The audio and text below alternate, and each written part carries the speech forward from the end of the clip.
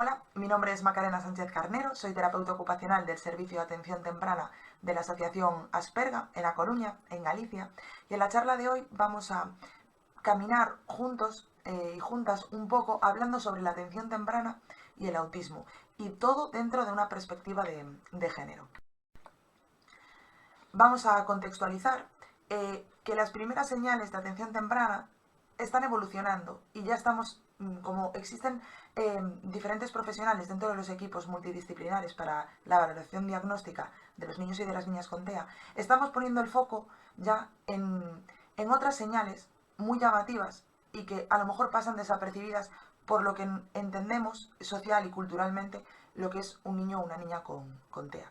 Tenemos que poner especial foco en las destrezas motoras, en las destrezas sensoriales, en el procesamiento sensorial, en cómo reciben esos estímulos, esos inputs sensoriales y cómo son capaces de crear una conducta adaptativa con ellos. Cuando existe ausencia de imitación, ponerle especial foco en las funciones ejecutivas, en que no sigue instrucciones sencillas o que tiene poca motivación por el juego, etcétera. Ir un poco más allá en la observación como profesionales que las señales típicas y bien marcadas del TEA.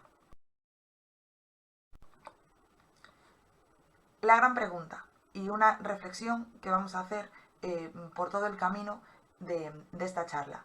¿El autismo tiene género? Spoiler, sí tiene género. Haciendo un recorrido sobre la perspectiva de género dentro del autismo desde que empezaron las primeras investigaciones, a día de hoy la ratio está en que hay 8 niños que puedan tener diagnóstico frente a una niña. ¿Por qué ocurre esto? Porque en los estudios clínicos la preponderancia está en varones. Las investigaciones se empezaron a hacer en varones porque los varones en la primera infancia, los signos, las señales de alerta eran mucho más llamativas y mucho más claras que en las niñas, porque estaban enmascaradas. ¿Qué ocurre? Era mucho más difícil de identificar, era mucho más complejo las primeras señales. ¿Qué ocurre con esto? Que nos encontramos ante una infradetección del TEA en la primera infancia y, por lo tanto, un diagnóstico tardío. ¿Por qué la identificación es mucho más compleja? Porque en las niñas el juego es mucho más imaginativo que en los niños. También que existen sesgos culturales y sociales innatos en nuestra cultura que nos hacen creer que hay juegos o actividades que son más propios de las niñas, pero que la realidad es que no están siendo simbólicos. Luego vamos a meternos un poco más de lleno en esto.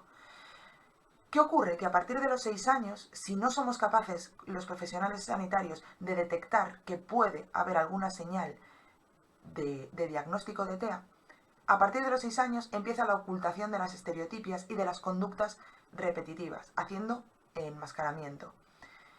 Aparecen también conductas de tensión emocional, como puede ser la ansiedad, que se apriete los puños, que se agarre la falda, que se haga tirabuzones en el pelo, de una manera muy repetitiva y muy constante, pues en momentos o situaciones de muchos nervios o mucho estrés. Y después, importante, que el acoso escolar es muchísimo más sutil. ¿En qué tenemos que poner especial visión, tanto sanitarios como la parte educativa? Cuando nos encontramos frente a niñas con escasa iniciativa social, dificultades en la espontaneidad y en la comunicación, que, o por el contrario, que estén un poco más desinhibidas con las personas desconocidas, por ejemplo, que estén saludando a todas las personas que pasan por la calle, que sean egocéntricas y rígidas en sus ideas, no dentro de un rol más representativo dentro de un grupo, y que solo valga la idea suya y el juego que ellas proponen. Cuando nos encontramos frente a niñas que tienen crisis de ansiedad o de angustia muy grande con fuertes berrinches, después que también puedan encontrar lugares tranquilos y solitarios en los recreos, que jueguen con muñecas no quiere decir que haga juego simbólico, porque cuando observamos directamente y nos enfrascamos en ver su juego, lo que hacen con las cocinitas, las muñecas, otro tipo de juegos es organizar, ordenar o preparar escenas. También podemos encontrarnos frente a niñas que son más inocentes, más complacientes, que son víctimas de picardías mucho menos dañinas por parte de sus compañeros, pero sí porque las ven tímidas o débiles. Es importante, muy importante, que borremos los clichés y entendamos que los niños y niñas son seres que realizan ciertas conductas por algún motivo y que no etiquetemos a las niñas de tímidas o estrellas académicas o agresivas o marimachos cuando hay una parte de vestimenta andrógena y que puede estar dentro del género no binario, o cuando son extremadamente fans o iconos de moda, e incluso esa parte artística o incluso intelectual de habilidades de física, de matemáticas, de informática, que están por encima de sus iguales. Pongamos el foco, no cojamos esos clichés que nos acercan a las mujeres, esta sociedad en la que vivimos, borrémoslo y partamos de cero, de que los niños y las niñas son niñas y niños. No tienen ningún cliché ni ninguna etiqueta impuesta por la sociedad desde que nacen. ¿Qué ocurre? Que cuando se dan cuenta de que con sus iguales algo está ocurriendo, empieza el enmascaramiento, el camuflaje, el masking, que ocurre más frecuentemente en mujeres y lo que hacen es suprimir o controlar los síntomas del autismo, disimular esos síntomas porque ven que no están encajando en su grupo de iguales. Los niños y las niñas aprenden explorando el juego, jugando e imitando a sus iguales, y eso es una parte que en el autismo se ve como un desafío y como un reto para ellos. Es verdad que las mujeres con un coeficiente intelectual más alto, es cierto que enmascaran mucho más y hay que tener especial cuidado con esas estrellas académicas etiquetadas. Lo que describen las mujeres y las niñas es que ha sido un proceso agotador el enmascaramiento y que todos los logros en los diferentes ámbitos es a costa de un gran sufrimiento emocional. ¿Qué ocurre? ¿Por qué existe un diagnóstico tardío? Hay diferentes herramientas para diagnosticar el autismo, pero el ADOS, el ADIR, el DSM-5, ¿qué ocurre?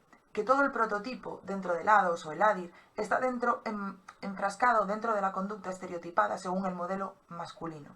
¿Qué ocurre con esto? Que se identifican menos casos en la población femenina, sobre todo en mujeres con coeficiente intelectual más alto, porque el predictor no cumple los criterios para mostrar diferencias en el desarrollo temprano. Y después, que dentro del DSM-5, el criterio B, en su ítem número 2, en ocasiones no es capaz de detectarlo porque puede ser que en los equipos no haya profesionales intradisciplinares, multidisciplinares, como figuras como el terapeuta ocupacional o el logopeda, que puedan poner el foco en detalles mucho más precisos que acompañan a su profesión. ¿Qué ocurre con todo esto que estamos hablando? Que hay un acceso tardío a la intervención. ¿Qué pasa?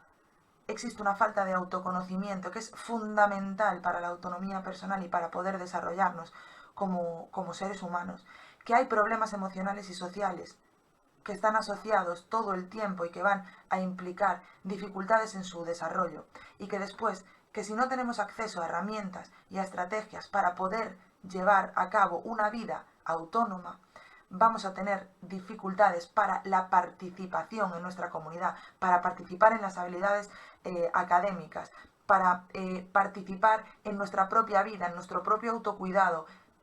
Hay que tener especial foco. ¿Cómo podemos mejorar?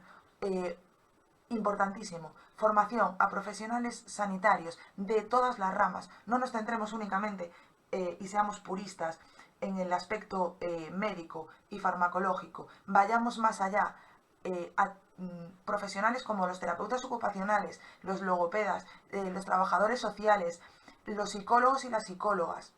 Importante también la formación en el ámbito educativo, dotar de estrategias y de herramientas al profesorado.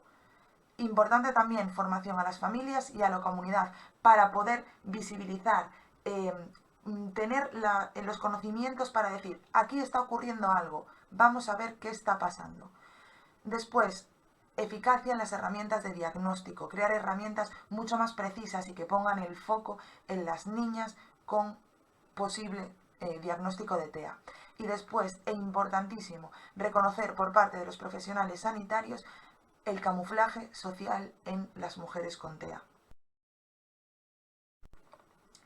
Por último, dar las gracias. Os dejo mi correo y mi LinkedIn por si queréis contactar y reflexionar un poco más, porque esta charla tiene que ser de pocos minutos. Me encantaría poder pararme y reflexionar más con todos los profesionales sanitarios que estéis escuchando. Y por último, quería dejar una reflexión del Principito, que es que lo esencial es invisible a los ojos. Vayamos más allá en nuestras intervenciones, pongamos el foco, no nos quedemos solo en lo que se ve.